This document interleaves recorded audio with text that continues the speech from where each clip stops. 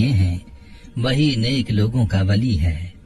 میں گواہی دیتا ہوں کہ اللہ کے سوا کوئی بھی معبود برحق نہیں، وہ یکتا ہے، اس کا کوئی شریک نہیں۔ اور میں یہ بھی گواہی دیتا ہوں کہ ہمارے نبی محمد صلی اللہ علیہ وسلم اللہ کے بندے اور اس کے رسول ہیں۔ یا اللہ ان پر، ان کی آل اور تمام صحابہ کرام پر رحمتیں، سلامتی اور برکتیں نازل فرما۔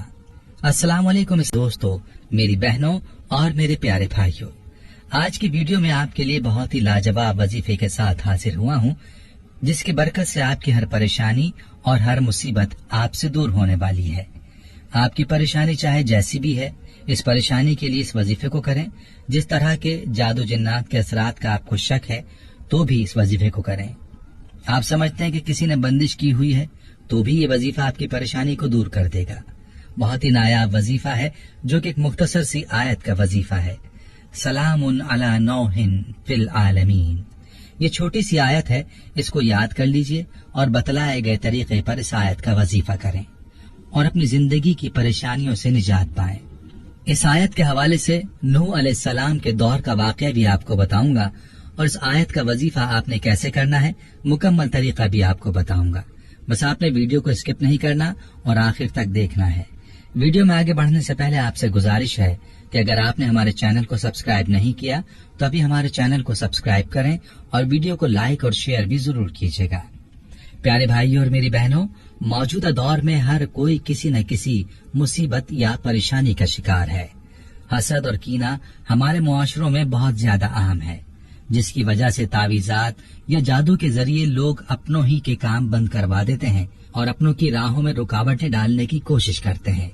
لہٰذا یہ جو وظیفہ آپ کو بتانے لگا ہوں، یہ ہر کسی کو کرنا چاہیے تاکہ وہ ہر طرح کی پریشانی سے نجات پا سکے۔ اور آپ کو یہ بھی بتاتا چلوں کہ یہ وظیفہ پریشانی کے علاوہ آپ کسی بھی بیماری کے لیے کر سکتے ہیں۔ وظیفے کا طریقہ بتانے سے پہلے آپ کو اس آیت سے جڑا حضرت نوح علیہ السلام کا واقعہ سناتا ہوں، یہ واقعہ ملاحظہ فرمائیے۔ پیارے دوستو، اللہ کے نبی حضرت نوح علیہ السلام بار بار اپنی امت کو اللہ تعالیٰ کے پیغام سناتے رہے کہ آپس میں ایک دوسرے پر ظلم نہ کریں، احساس کو قائم کریں، نسل اور ذات کے نام پر ایک دوسرے کو تکلیف نہ دیں، رشتوں کی قدر کو مقدم رکھیں۔ حضرت نوح علیہ السلام کی قوم بار بار ان کا مذاق اڑانے لگتی اور اتنے پتھر مارتے کہ آپ کئی دنوں تک پتھروں میں ڈھکے رہتے۔ جب صحت یاب ہوتے تو پھر اللہ کے دین کی تبلیغ کرتے، یہاں تک کہ 950 سال گزر چکے۔ بالآخر اللہ کے نبی حضرت نوح علیہ السلام نے ہاتھوں کو بلند کر کے اللہ تعالیٰ کے دربار میں دعا کی، اے اللہ، میری امت کبھی ہدایت نہیں پائے گی۔ میرے پروردگار، یہ تیرا عذاب کا مذاق اڑاتے ہیں، انہیں دکھا کہ تو کتنی طاقت رکھتا ہے۔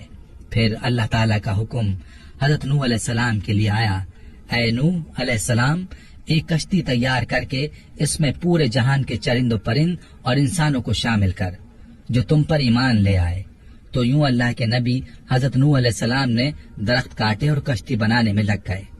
وہ پوری قوم ہنستی رہی اور نوح علیہ السلام اللہ کے حکم کو تسلیم کر کے اپنے کام میں مصروف رہے۔ تقریباً 100 سال بعد وہ تیار ہو گئی۔ حضرت نوح علیہ السلام تمام چرند پرند کے جوڑوں کو اس کشتی میں سوار ہی کر رہے تھے، اتنی دیر میں سانپ اور بچھو آپ علیہ السلام کی خدمت میں حاضر ہوئے اور کہنے لگے، اے اللہ کے نبی حضرت نوح علیہ السلام، کشتی میں ہمیں بھی شامل کرو۔ اللہ کے نبی حضرت نوح علیہ السلام نے فرمایا، تم تو انسان کو تکلیف دیتے ہو، ان کو کاٹتے ہو۔ تو یوں سانپ اور بچھو رو رو کر اللہ کے نبی سے فریاد کرنے لگے، اے اللہ کے نبی، آپ ہماری نسل کو بچائیں۔ ہم آپ سے وعدہ کرتے ہیں کہ جو بھی انسان سلام علی نوح فی العالمین پڑھے گا، ہمیں قسم ہے اپنے وجود کی اور اپنے خالق کی کہ ہم کبھی اس کو تکلیف نہیں دیں گے۔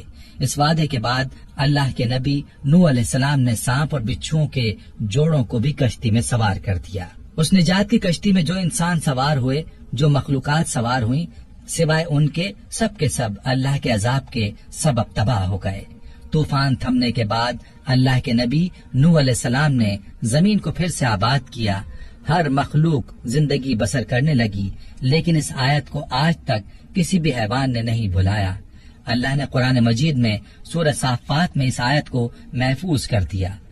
آج بھی جو جنگل میں کسی سانپ اور بچھو کے سامنے اس آیت کو پڑھ جاتا ہے، سلام علی نوح فی العالمین۔ تو سانپ بچھو اس آیت اور وعدے کو سمجھ کر انسان کے قریب نہیں آتا۔ بے شک اللہ تعالیٰ نے اپنی کتاب میں ہر پریشانی، بیماری اور مصیبت کا علاج رکھا ہے۔ ہم بات کر رہے تھے اس وظیفے کی جو سلام علی نوح فی العالمین کا وظیفہ ہے۔ اس آیت کی طاقت کے حوالے سے آپ نے یہ واقعہ ملاحظہ کیا جو حضرت نوح علیہ السلام سے جڑا واقعہ ہے۔ چلیے اب آپ کو اس آیت کا وظیفہ بتاتا ہوں، اس کا طریقہ غور سے سن لیجئے اور سمجھ لیجئے۔ کوئی بھی آپ کی پریشانی ہے، کسی مصیبت میں مبتلا ہیں، کوئی رکاوٹ ہے، کوئی بندش ہے، جادو جنات کے اثرات ہیں، تو آپ اس آیت کا ورد شروع کرتے ہیں اور ساتھ میں یہ وظیفہ شروع کرتے ہیں۔ ہر نماز کے بعد یہی آیت سلام علی نوح فی العالمین 21 بار یا 41 بار پڑھیں، جادو جنات اور ہر پریشانی دور ہو جائے گی۔ اول و آخر درود پاک لازمی پڑھنا ہے۔ پیاری بہنوں اور میرے بھائیوں، اس آیت میں بڑی طاقت ہے۔ جس پریشانی کے لیے پڑھیں گے ختم ہو جائے گی اور جادو جنات کے اثرات دور ہو جائیں گے۔ ہر طرح کی بندش اور رکاوٹ بھی دور ہو جائے گی۔ ہر پریشانی مصیبت سے آپ کو نجات ملے گی۔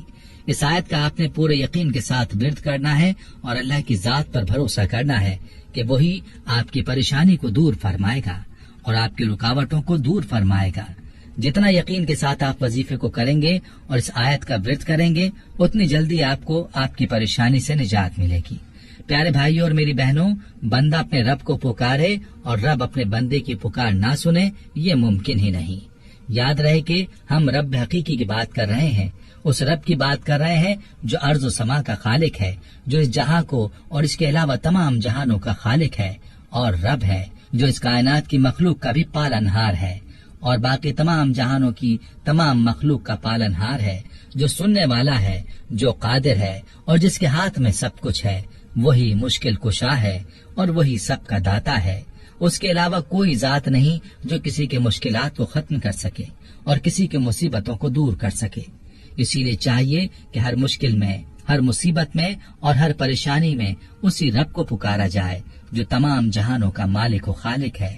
اور آج کا وظیفہ بھی اللہ کی ذات کو پکارنے کا ایک لاجواب طریقہ ہے۔ اس طریقے سے آپ اپنی پریشانی اور مصیبت کو دور کر سکتے ہیں۔ پیارے دوستو، یہ اللہ تعالیٰ کا فیصلہ ہے کہ ہر انسان پر غم، پریشانی اور مصیبت آ کر ہی رہتی ہے، اور اسی کا ذکر اللہ تعالیٰ نے قرآن کریم میں یوں فرمایا ہے، لَقَدْ خَلَقْنَا الْإِنسَانَ فِي كَبَدٍ، یعنی ہم نے انسان کو بڑی مشقت میں پیدا کیا ہے۔ سورہ بلد آیت نمبر 4۔ یہی وجہ ہے کہ انسان کو دنیا کے اندر مصیبتیں، پریشانیاں اور غموں کا سامنا کرنا پڑتا ہے، اور انسان کی زندگی میں خوشیوں کے ساتھ ساتھ غم بھی ضرور آتے ہیں۔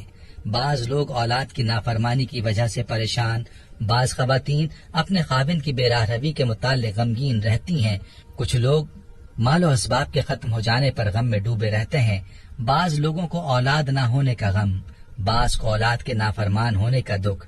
الغرض مختلف لوگ مختلف پریشانیوں میں مبتلا ہیں۔ یاد رہے کہ غم، دکھ اور پریشانی کا آ جانا کوئی نئی بات نہیں، یہ تو اس کائنات کے افضل ترین انسانوں یعنی انبیاء کرام کو بھی آئیں۔ یہ پریشانیاں اللہ کی طرف سے ایک آزمائش ہوتی ہیں اور ہمارا مذہب ان پر صبر کرنے کا درس دیتا ہے۔ پیارے بھائیوں، جانے سے پہلے ہمارے ویڈیو کو شیئر ضرور کیجیے گا۔ ہم یہ امید کرتے ہیں کہ آپ کو ہماری آج کی یہ ویڈیو ضرور پسند آئی ہوگی۔ اگر آپ کو ہماری آج کی یہ ویڈیو پسند آئی ہے تو آپ سے گزارش کرتے ہیں کہ آپ ہمارے چینل کو سبسکرائب کر لیں اور ساتھ ہی لگے بیل کے بٹن کو بھی پریس کر لیں تاکہ آپ کے پاس ہماری آنے والی مزید معلوماتی ویڈیوز کا نوٹیفیکیشن بر وقت ملتا رہے۔